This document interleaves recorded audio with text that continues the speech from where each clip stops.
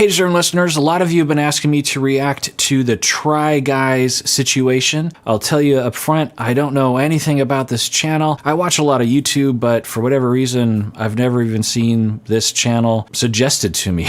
I don't know what they do. I have a feeling I'm gonna have to watch maybe some other videos to tell me what's happening, to give me some background, but let's watch, and I'm gonna react. My name is Dr. Kirk Honda. I'm a therapist and a professor. Let's see what this situation is all about.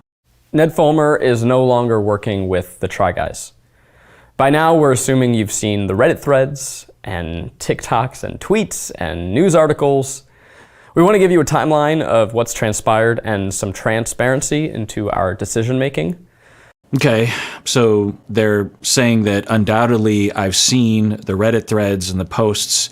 I have not. I think this is going to be an apology, I think. I don't know, but let me find out if I can see another channel, maybe that they'll explain it to me. So the Try Guys just posted their first video after removing Ned Fulmer from the group. If you don't remember, it was a doozy last week. Massive scandal. Ned, turned out, was cheating on his wife with one of his employees, or as Ned put it, he was having a consensual workplace relationship. Okay, so we're learning that the Try Guys is a YouTube channel with at least 4 fellas, and one of them, Ned, was cheating on his wife, came out, and he was cheating on his wife with an employee of the YouTube channel. His description, of course, completely disregarding the massive difference in power an employer and employee might have, as well as just the legal fuckery he put his company and his partners into prior to. By the way, shout out to Philip DeFranco. I watch him almost every day.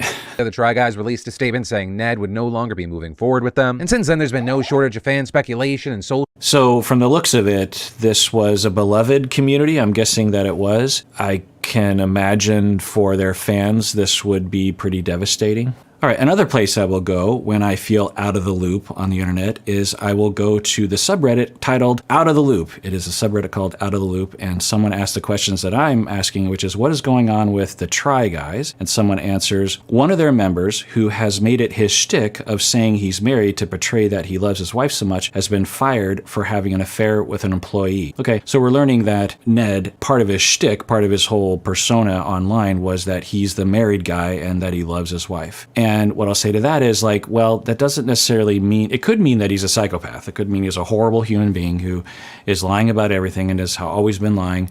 Who knows? There's that possibility. It's not commonly what's happening in situations like this, but it could be. But more commonly, what this means is he might actually love his wife, or the infidelity and the falling out of love with his wife was more recent or something. Plenty of people, when they are cheating on their partner, particularly if it's a long-term relationship that they're cheating on, they will report that they absolutely do still love their partner. They might qualify that by saying they're not in love with their partner, or that they are dissatisfied with a lot. You know, what is love, right?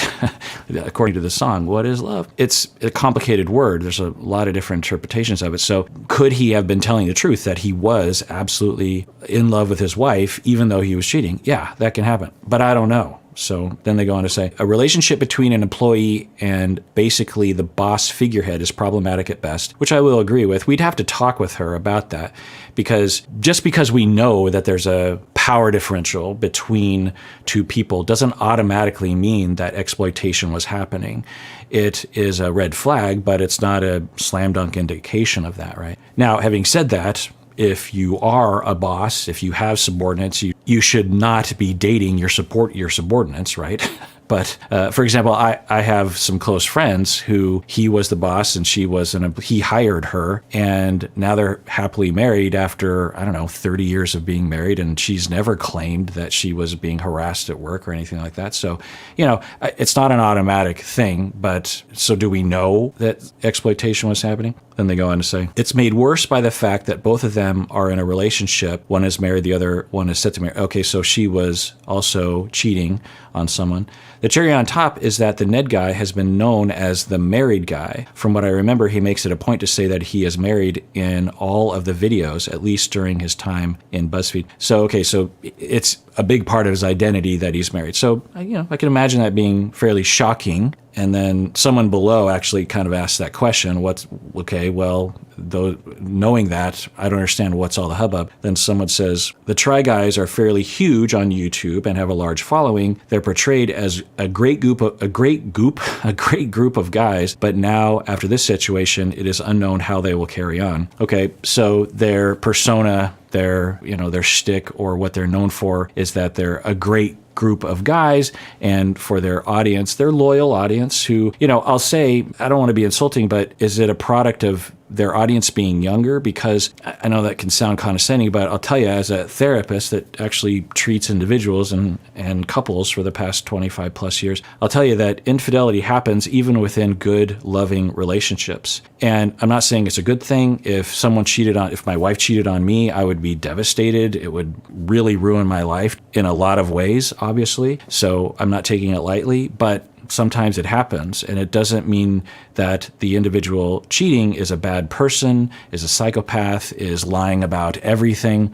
It's complicated, and as I've talked about before, infidelity usually, in my experience, is born out of traumas that the individual is going through that they aren't processing or they're not aware of or something. It doesn't justify it, of course. It's a choice that they make, but it's not like the way that people typically portray it. I wonder if the reason why there's so much hubbub around this is that do people still use the word hubbub? But hashtag hubbub.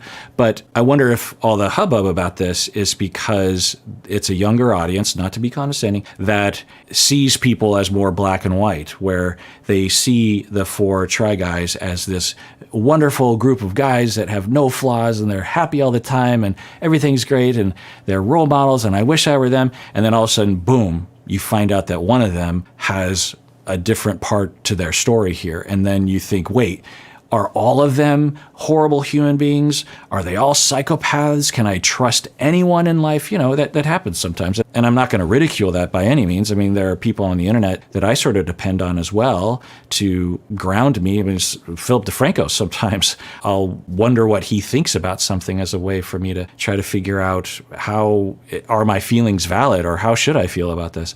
Oh, and then scrolling down here, some people are saying not only is he the wife married guy, but he's also the family man. So yeah, I wonder if I'm just going to take a guess and say it's a lot of younger people that watch that channel on average, or there's a certain amount of that are, and they might actually consider these 4 guys to be like their uncles or their dad or something, especially if you come from a place where you can't really depend on your parents in certain ways or don't have role models. You might look to them as a beacon of hope or some kind of people to emulate or something. And then you hear about this and it can be very jarring, of course.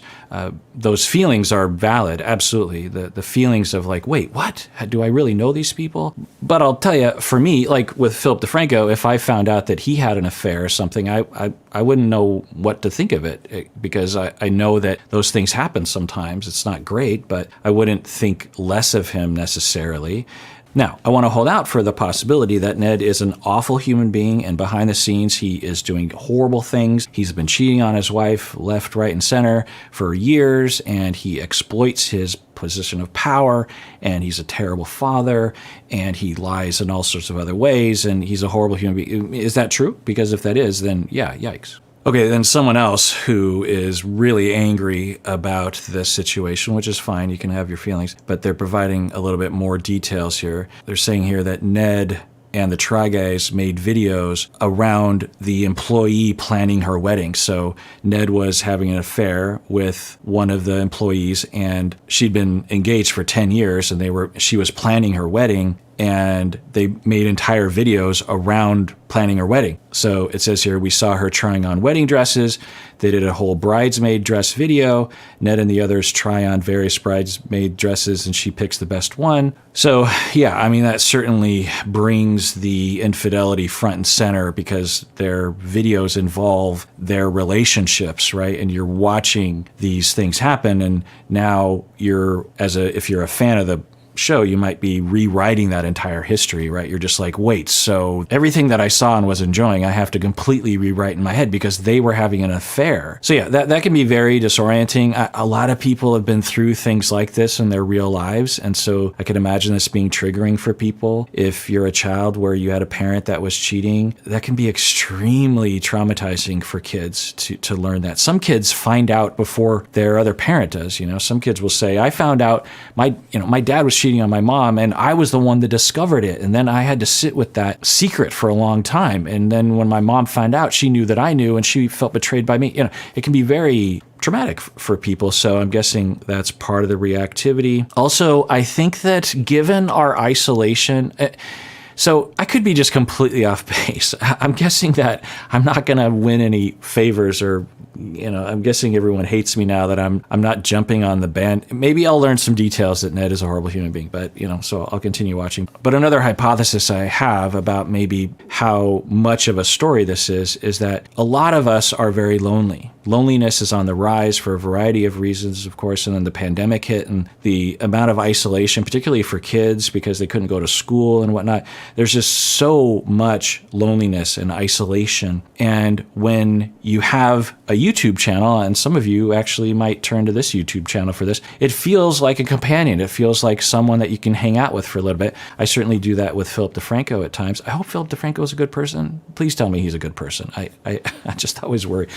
He seems like a good person. Anyway, so you feel a little less lonely when you have some of these communities online, especially if the Try Guys are revealing their personal lives and talking about their wives and their children and maybe even showing clips with them in it, that it could feel like they're a part of your life. And then to suddenly learn this, it could be literally some of your support system could be crumbling before your eyes, and it could be very disorienting for you, which I will absolutely validate. I mean, I've felt that way before about things. But this might be yet another indication of the isolation and loneliness that a lot of people are going through, because if they had other relationships and other mentors in their real life, then when this happens, it might feel less hurtful. It might be less disorienting. I'm not saying you should never be affected by things like this. Some people will say that. It's just like, you don't know these people. It's a parasocial relationship. You're crazy. That completely denies human nature. And it's also shaming. And it's also a bit generational. Older people might wonder why you're so attached to this famous person. So, I'm not in that camp at all, but I'm just wondering what all the hubbub is. And I want to be clear. If you have a lot of hubbub about this story, I validate you, I understand you, I get you, there's nothing wrong with you, feel your feelings, have your reactions, say the things you want to online, you're good by me. And if I heard you, I would say, I get it and I understand. I might not be able to exactly relate, but I get it. There's a wide variety of reactions to situations like this. Throughout this video, there will be things that we want to say or go into further, but as I'm sure you're aware, there are some legal issues we have to consider as we go through everything. On Labor Day weekend, multiple fans alerted us that they had seen Ned and an employee engaging in public romantic behavior.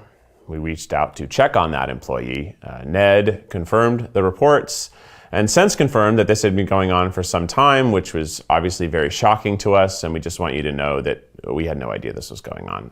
Now, I will say that for the three of these guys, I'm getting the impression that the four of them were pretty close and had been working together for a long time, that it can feel very betraying to these guys that you would have your friend, your coworker, your partner, one of the founders of this company, and they have 8 million subscribers. Wow, it's a lot of people. And to learn that they are having a secret relationship, it can be very upsetting. Plus, it reflects on them, right? They're thinking, you doing this makes all of us look bad, and it could destroy our brand. It's a permanent black mark.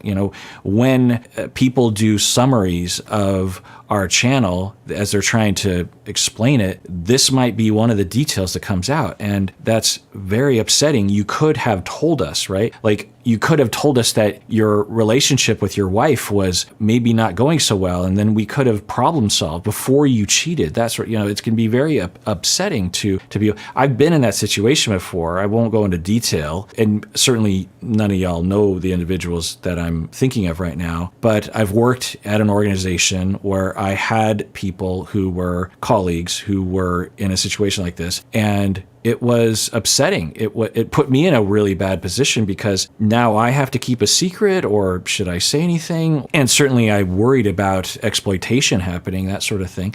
All of that information was just as shocking to us as all of this has been for you this week. And thus began a 3-week process of engaging with employment lawyers, corporate lawyers, HR, PR, and more, in order to make sure we were taking all necessary steps. From the jump, we were acutely aware of just how contrary this was to the values of the company we've built and those of everyone who works here. This is something we took very seriously. We refused to sweep things under the rug. That is not who we are, and it's not what we stand for. All right, well, in terms of public messaging, I would say that this is going pretty well thus far. The tone, the things they're saying, they're claiming they didn't know about it, and as soon as they found out, they took it very, very seriously, and they talked with a lot of different professionals and took action swiftly to remove him, Ned, from as an employee. I imagine he's still an owner. I don't know the structure, but he no longer, and I don't know if I included, but they talked about removing him digitally from all the videos they could, and then some videos they just take down, and then they had videos recorded and ready to post, but they got rid of those because Ned's in it. So they're certainly, in my eyes, getting out ahead of any kind of criticism. Now, I will say that I saw a Reddit post where someone was saying that they are extremely skeptical as to whether or not these 3 guys didn't know. They're claiming that they think the 3 guys did know about the affair because, according to the person on Reddit, it would be very hard to hide that sort of thing. And what I'll say to that is no. Like, people can hide all sorts of things. In fact, it's much harder to hide an affair from your spouse, right? You're married, you have kids, your lives are intertwined quite a bit. So it's pretty hard or there's a lot of obstacles to hiding it from your spouse. And what I'll tell you is that from my experience, if someone does it right, they can hide an affair for years, an elaborate affair, especially if people aren't looking for it, right? And if you don't have any reason to look for it, then you're not looking for it. So if someone wants to hide an affair, they can. And, I could see how these guys wouldn't know. It's certainly possible. Could they have known, or were there signs that they overlooked or something? I don't know. There's just zero data. Immediately removed Ned from work activities and engaged an HR professional to conduct a thorough review of the facts. We also opted to remove Ned from our releases pending the results of that review. Over a few weeks, that's included removing his section from videos, digitally removing him from others, and choosing not to feature him in our merch throws. Honestly, I want to give major props to our editing staff for how deftly they've handled that. There are several videos that we've deemed as fully unreleasable. You will never see them, and that is due to his involvement. And that's a decision that has cost us lots of money. We will not be able to recoup that money, but it's a decision we stand by proudly. Now, we can't talk about the details of the review, but suffice to say, we found that Ned had engaged in conduct unbecoming of our team, and we knew that we could not move forward with him. So on Friday, September 16th, the 3 of us signed written consent of the members of Second Try LLC approving the removal of Ned as a manager and an employee. All right, so they're saying, legally speaking, they can't speak freely about the event. They also seem to be reading off of a prompter. They're doing a pretty good job of it, but there's a little bit of evidence of that. I don't know that to be true. But that would make sense as well. Sometimes that can interfere with sincerity, right? And I noticed another thing they're doing is there's no edit breaks, which I'm sure was a intentional act by them. We chose not to rush into the announcement for a few reasons. Namely, there are real people who have been affected. And while we consider this a company matter, there's just also a family at the center of this. Now, we were always planning on a public statement. and we're working towards that with our team. But in light of rapidly accelerating speculation, we knew we couldn't wait any longer. All right, sounds like they're trying to address maybe criticism that they hadn't said anything yet, that maybe it was leaked or people were speculating online about the situation with Ned and the affair. And people are like, how come the other Try Guys aren't coming forward? They must know. They're trying to cover it up. And so they're trying to explain why they did that, which makes total sense to me. We're obviously incredibly shocked and deeply hurt by all of this. This is someone who we'd built a brand and a company with for 8 years. We feel saddened, not just personally, but on behalf of our staff and our fans who believed in us.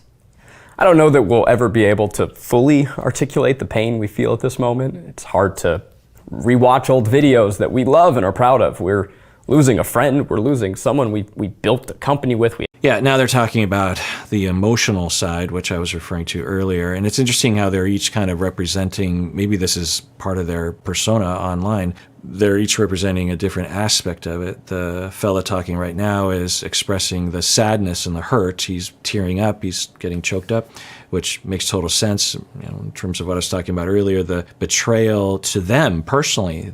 It could feel extremely betraying. He not only did something behind their backs for a long time with someone that they knew, but also it is very potentially damaging to their work. If they're anything like me, they probably take a lot of pride in their content and consider it to be integrated into their life. It's not just a job, right? So it can be very hurtful in that way. And now they have to get rid of him. They probably depend on each other. And when you are on stage, right, in front of the camera, there's a lot of dependence on each other. You depend on each other to riff on each other, to yes and each other, to say nice things when the cameras turn off and you say to your coworker, your fellow stage mate, and you say like, oh, I really flubbed that one. And they're like, no, that was great. There's a lot of dependence. In fact, there can be a tremendous amount of closeness. So for them, they now have to completely cut themselves off from him and probably want to cut themselves off from him because of the emotions. And so that's a huge loss.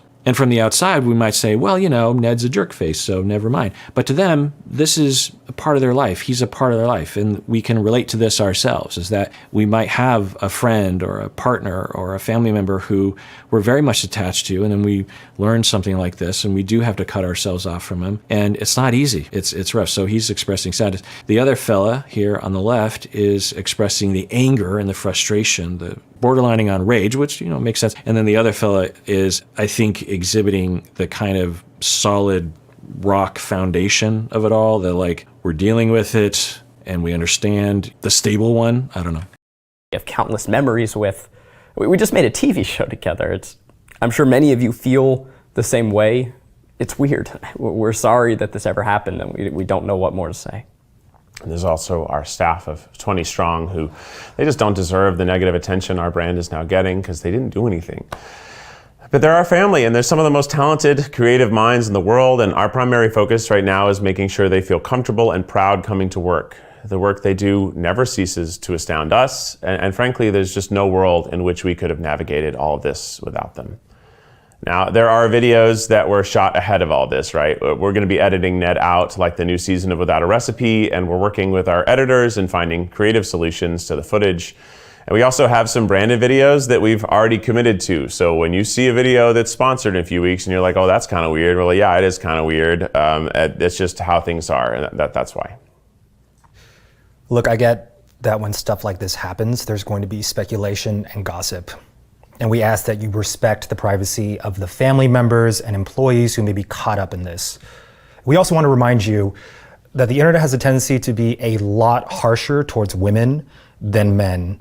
So please, we ask that you exercise kindness. Yeah, it's a good point, actually. I was thinking the same thing as he's talking about how please respect it, because in a ridiculous turn of events, the internet will potentially mainly target her, particularly if you're bonded with the Ned person, right? Ned is your father figure, your friend figure, or something. And you might not know this other woman. I think her name's Ariel, according to the Reddit. So you might not know Ariel very certainly you're not as attached to Ariel, right? And so given misogyny and sexism and patterns and indoctrination, we could absolutely see a situation, and online rhetoric, which is more misogynistic than real life in my personal experience. You could imagine, not that misogyny doesn't exist in real life, it does, but the internet, boy. So you could imagine that they would go after her and say, look what you did, you slut, or I don't know what people. And so they're trying to get out ahead of that as well, yeah. And it's a fair point. It's good of them to do that, to try to protect her. Things will change here. What we hope is that within this, there's also the opportunity for positive growth and better videos ahead. But it's going to be hard. This whole thing is going to be really fucking hard. And we imagine you have lots of questions, a lot more questions right now, and we're going to have more to say in the future. Just right now, we're focused on bringing the best content possible between now and the end of the year, and then figuring out what the future of this channel looks like from there. Yeah, it's kind of interesting because I haven't watched any of their videos, but I'm just going to take a guess and say that their videos are fun, jovial experiences. And so to have something like this happen would be really hard. Like, they're probably not used to having this kind of content, right? If they were normally providing this kind of content and then they go through something like this, it might make it easier to change that tone. So it's like, how do you go back to making jovial, fun content after all this sort of thing? So that would be rough. But I will say that, I'm always wondering why people want me to react to things. And a lot of you wanted me to react to it. So what I'll say is that the three of them seem to be handling it okay. There's a lot of questions about what was going on behind the scenes. Exploitation to Ariel could absolutely have been happening. There's a big red flag, meaning the power differential there. But we don't know that for sure. Workplace relationships happen sometimes, and sometimes they are between people at different rungs on the ladder in terms of the org chart. So we don't know. We'd have to find out from her. And maybe we'll never know. And of course, as I was saying earlier, victims sometimes are gaslit into believing that they're not being exploited, even though they are. So who knows? But there's that. It's sad for everyone involved. It's sad for all of the four people involved, Ned and Ariel and their partners and the kids. It's absolutely sad for the audience, right? For those of you who watch my channel, if you found out some backstory about me that made you question whether or not I'm a good person or not, I can imagine that being pretty alarming and upsetting, and I totally get that. Well, okay, so let's talk about parasocial relationships. These are relationships that is one directional. It's a relationship you have with someone that doesn't know who you are or has very little knowledge of you. So if I have a relationship with Philip DeFranco and I depend on him a certain way and I feel like I know him, or if I feel like I have a relationship with Paul McCartney in that way, he doesn't know who I am, that's a parasocial relationship. And there's a fair amount of research on this, but there's nothing wrong with it. It can become a problem, of course, absolutely. It can be an indication of loneliness and of confusion. Maybe people who don't really understand that it is one directional, they believe it's mutual, that kind of thing. So, there's a lot to say, but the vast majority of us all have parasocial relationships with someone. And if you're a content provider, there are people who have parasocial relationships with you, and all like that. Nothing wrong with it. It's okay. So what do we do with it, right? We have to be intentional about it. We have to know the landscape, right? In the same way that if you work with someone, you have to understand, look, this is a coworker. This isn't someone I should be having an affair with.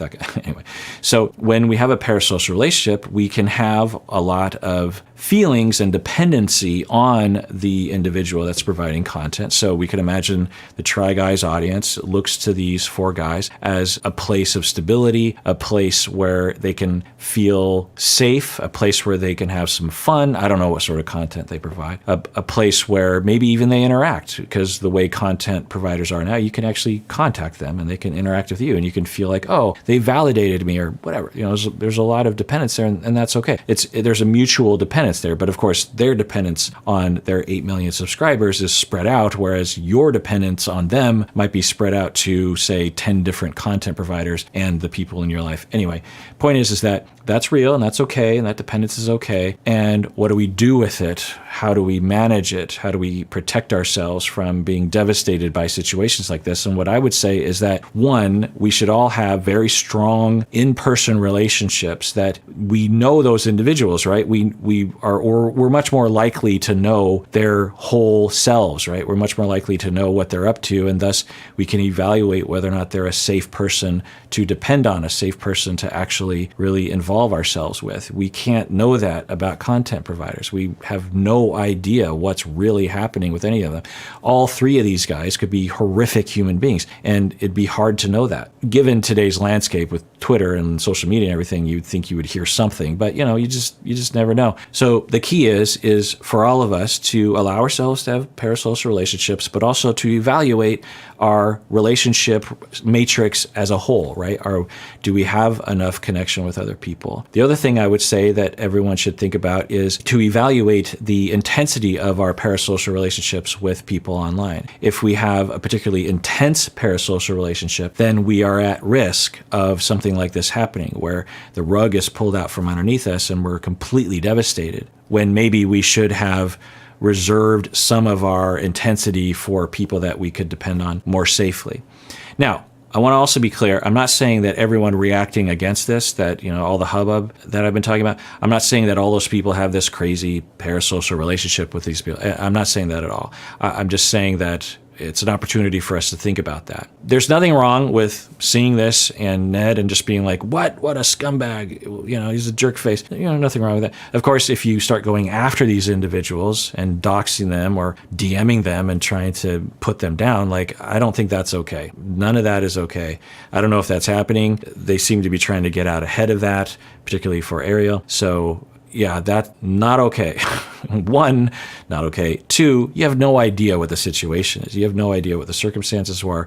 There's speculation. You certainly have your own ideas about things, but you just don't really know. And the other thing I'll say is that for Ned, he might be a good person. He might actually have been telling the truth when he was saying he loved his wife and he loved his kids. He clearly has some issue that he needs to work on, because you don't fall into a cheating relationship like that without having some kind of issue. Let me talk about that. So the common issues that I would see that would lead to a situation like that. So if we rewind the clock 5-10 years and we were to check in with someone like that, often what I would find is that they were cut off from their feelings. They were sometimes narcissistic, sometimes self-centered. And of course, that's a reaction to trauma in and of itself. Listen to all my episodes on narcissism for that. And a very common trigger for the beginnings of infidelity, because the beginnings of infidelity are in one's head almost all the time. It's never just like all of a sudden infidelity is just happening. There's a definite progression. There are steps to it. So if we look at Ned now, having an affair now, and we walk ourselves all the way back to the beginning, it probably began with thoughts of infidelity, thoughts of, I wonder what it would be like to be with that person. Or sometimes I feel so confined in my relationship, or getting drunk and DMing a past partner online. It usually begins with that sort of thing. And if we were to evaluate that, which I've worked with clients in that phase, what we find is that they have a really hard time communicating to their partner about their needs. And they are in this constant state of feeling like they're not getting their needs met in a variety of ways. And the way that they cope with that defensively is to fantasize about being with other people. It's this solace. It's like this oasis in their mind of just if I could just be with this magical fantasy version of another partner, I wouldn't have to deal with what I'm dealing with my current partner. And that isn't even in a relationship that's bad. It could be a pretty good relationship, and yet the person could feel like they can't really communicate very well. Now, of course, it could be indicative of a very toxic relationship and have a lot of problems, but that's where it begins. And then the person starts to develop this fantasy of oh my God, life would be so much better if I were to be with that other person, or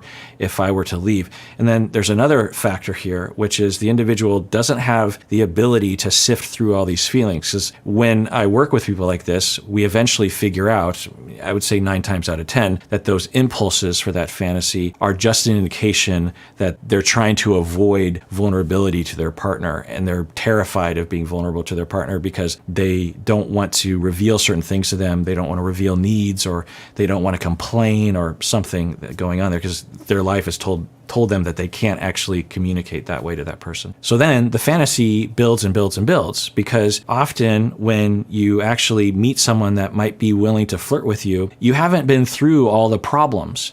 You haven't been through the issues that are often in a relationship that's long term. You go home to your partner and you have those issues, you have those vulnerabilities, you have those conflicts, but then there's this oasis, there's this other person, this escape hatch of just like, oh, and then there's this other set of problems related to the individual's inability to really look and differentiate from the situation and say like, look, something's going on here. Either I am trying to avoid being vulnerable to my partner, or I clearly am wanting to be with someone else. So I've got to figure something out, and maybe divorce. I got to get out ahead of this. I have these impulses, and you will see people do that. They will have this ongoing complaint or issue with their partner, or they're distancing, or they're falling out of love or something, and they don't really register it, or they're trying to avoid it. They don't want to think about it. Then all of a sudden they start to have these impulses, and maybe a couple DMs online. And then if they're differentiated and mature and know themselves enough and might have support and therapy, they say, okay, clearly something's, and then they start to explore, and then they might,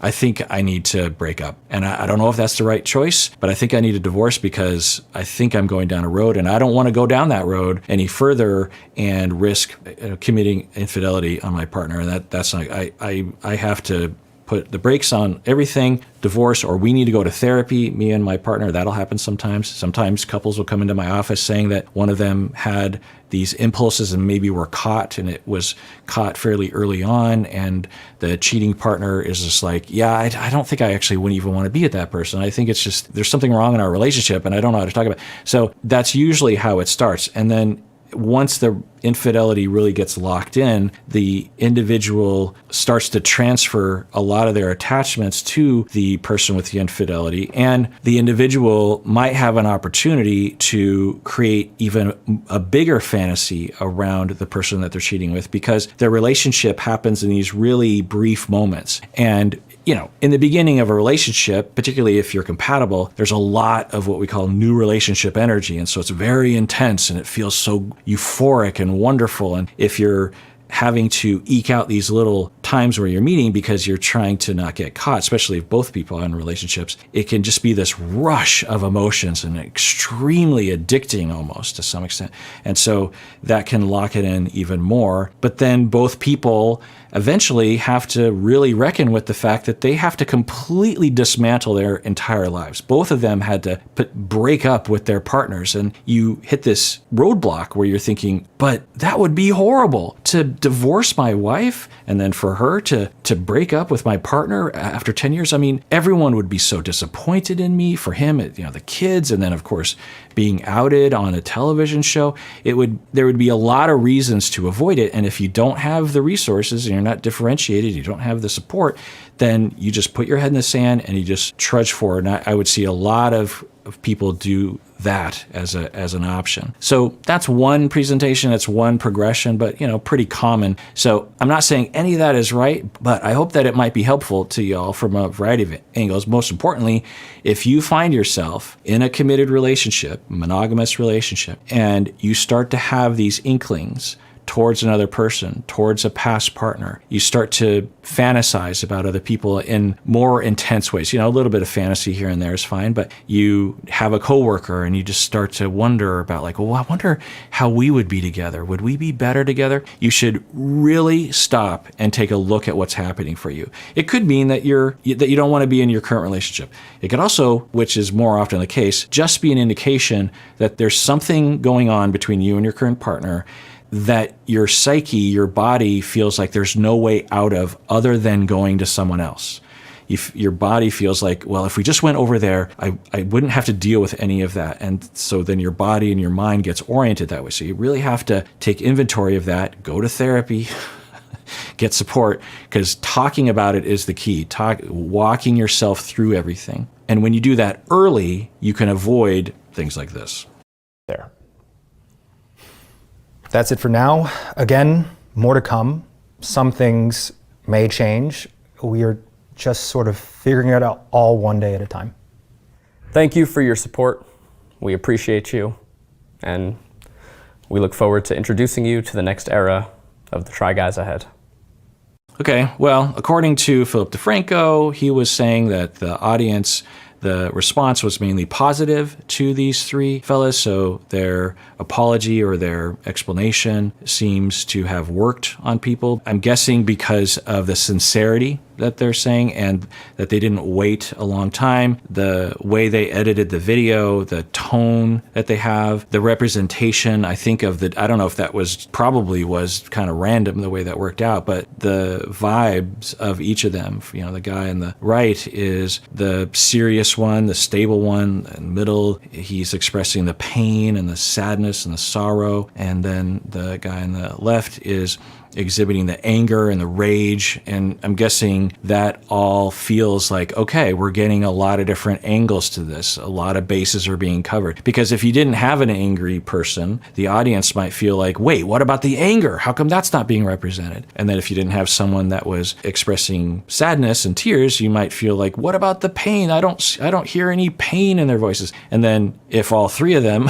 were having a lot of emotions, that might be disconcerting to people for saying, I don't know, there's no way for me to know that. But it is interesting in today's day and age that for public figures, the way that they get out ahead of these things is, they're trying to preserve their brand. There's nothing wrong with that. But they're trying to hold on to their jobs, hold on to their money stream so that they can keep their house and they will be able to pay their employees. There's nothing wrong with that. It's completely normal.